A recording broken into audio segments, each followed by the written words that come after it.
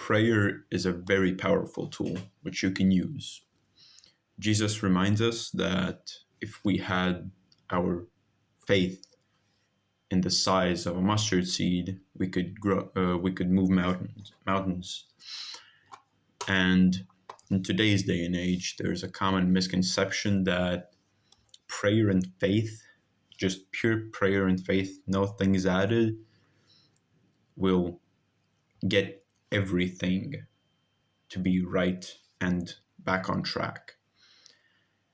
This does come true in some places. For example, whenever my girl or I get into a crossroads in life where we need to make big decisions, and in those times prayer does help because God will show you the way which you need to go. But when it comes to things such as jealousy, things which you act on, and things which are just purely done out of habit, there you will need to put in your own effort. For me, I have been praying back then. I was praying for God to take my pornography addiction away. Of course, we do not get what we pray for. We do get it, but not exactly. Basically, we get, if we pray for patience, or if we pray for humbleness, God will give us opportunities to be patient.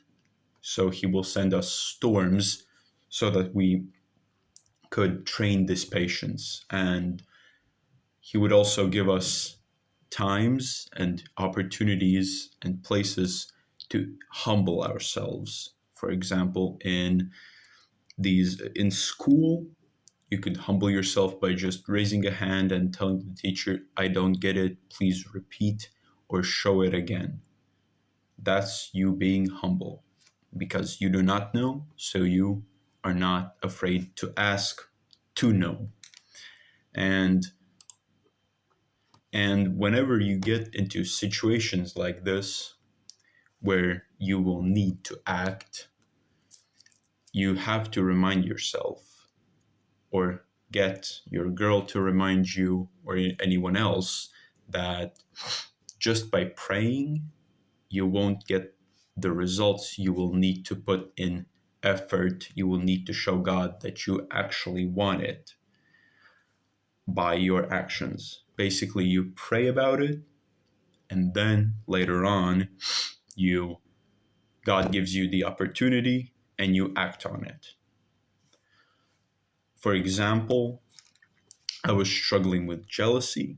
I prayed for it, and then when the times came when I could have been jealous, I just acted on it by ignoring those thoughts and getting myself to do different things to take my mind off of it. And thus I basically I was less in my mind, thus less overthinking and all that stuff, which helped me to trust God more. And also for pornography, it was a thing where I had to act. When I was tempted, I had to choose the path God wanted me to take, because each time I get a choice whether to act on the temptation or not. For me, it always basically split into two ways. There was the, okay, go watch it, and then the other was, let's do X. It's pretty straightforward. It did require a lot of strength, and it did require me to learn to say the word no to the temptation. Just no, I ignored it and then moved on to my own thing, which I had to do at that time, whether it was scripting or just writing. And this does come over time. It isn't a thing. It just comes with time. It's like going to the gym. You cannot bench the 60 kilograms or 100 kilograms. You have to build up to it. And the more you go up, the challenges and the temptations become bigger. But there, as Jesus reminds us, that each of these temptations, which are basically sent to us by the devil, are a way of God, is a way of for our God to keep us on our toes so that we would strive to get closer to him so that he could pull us out later on out of it. So it's the greater the level, the greater the challenge, and so it goes on. And for the last part, I just wanted to encourage you guys to, whenever you get these temptations, or to be angry, to be just not a man of God,